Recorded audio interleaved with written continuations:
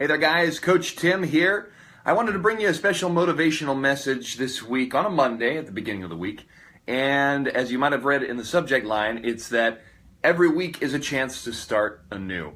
Now, I bring you this message based on how my last week went. I wanted to share this story with you just so that you understand that we all fall off the wagon at times. We all get things not perfect at times. In fact, we often, or majority of the time, are really doing things not perfectly rather than perfectly.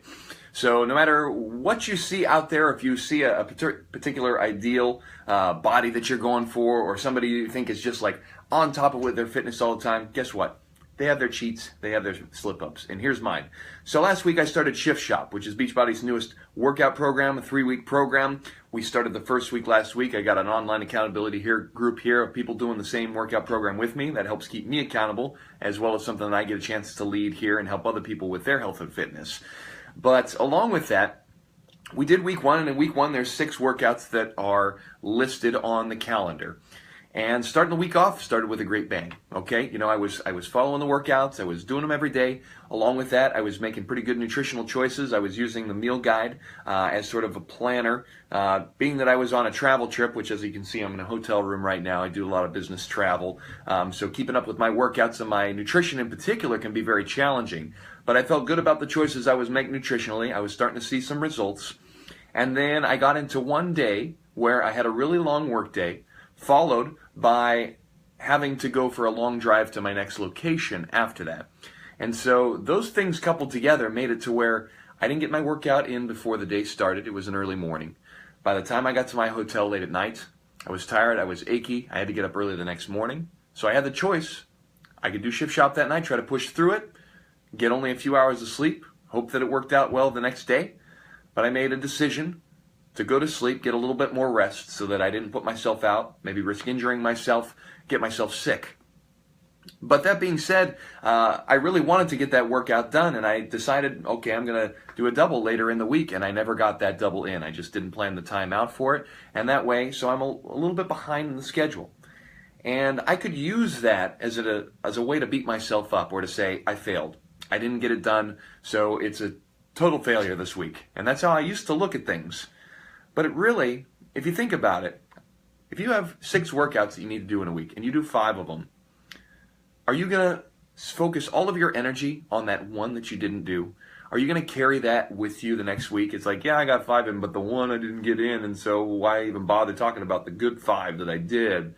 You know, we give so much more emphasis to the failures or the perceived failures or the setbacks or the times where we weren't perfect, the little slip-ups, than we do to giving ourselves any credit for the times that we did show up, for the times that we did give it our all, the times that we came in and we crushed it and we felt great afterwards. We don't pay any attention to that once the failures come up. If it's not perfect, it's complete and utter failure in our heads.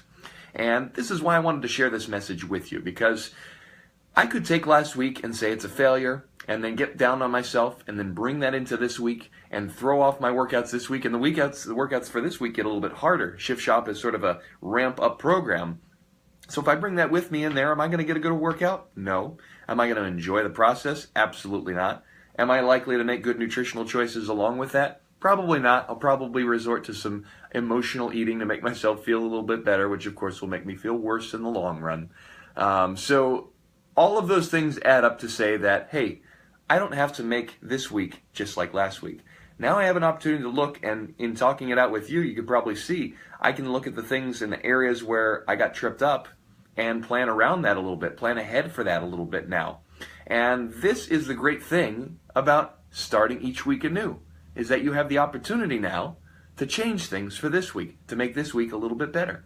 And you know what? If this week doesn't go perfectly, again, you just have more data to use to get better the next week. It's not something to beat yourself up over. It's something to refine over time. Because this health and fitness journey is, of course, a marathon, not a sprint. It's a lifestyle, not just a 3-week challenge, not just a 90-day challenge, not just something that you do to say that you did it and then go right back to your old way of life and go right back to your old way of feeling.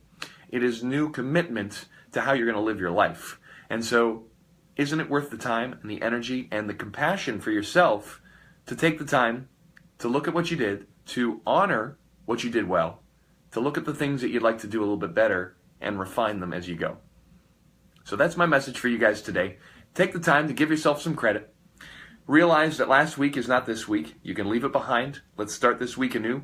Pretend you're starting all over again. Pretend you're starting just from day one. That energy and enthusiasm you brought to us with that hope being like, okay, this is going to be something for me where I'm going to start to see some changes. I'm really excited about this. Start telling yourself that stuff because you get filled up with that. Look at me. I'm smiling right now just talking about it.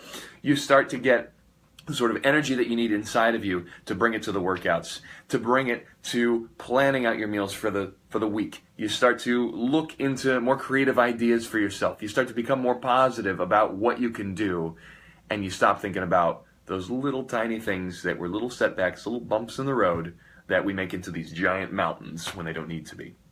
So I hope you guys got some great value out of this message. If you have additional comments about this, or you have specific ways that you help keep yourself on track and not thinking about the little setbacks so much, please share them in the comments below. I'd love to hear what you do for yourself if you have any particular tips or tricks. And that being said, I really appreciate you guys being here on the Revved Up Man page.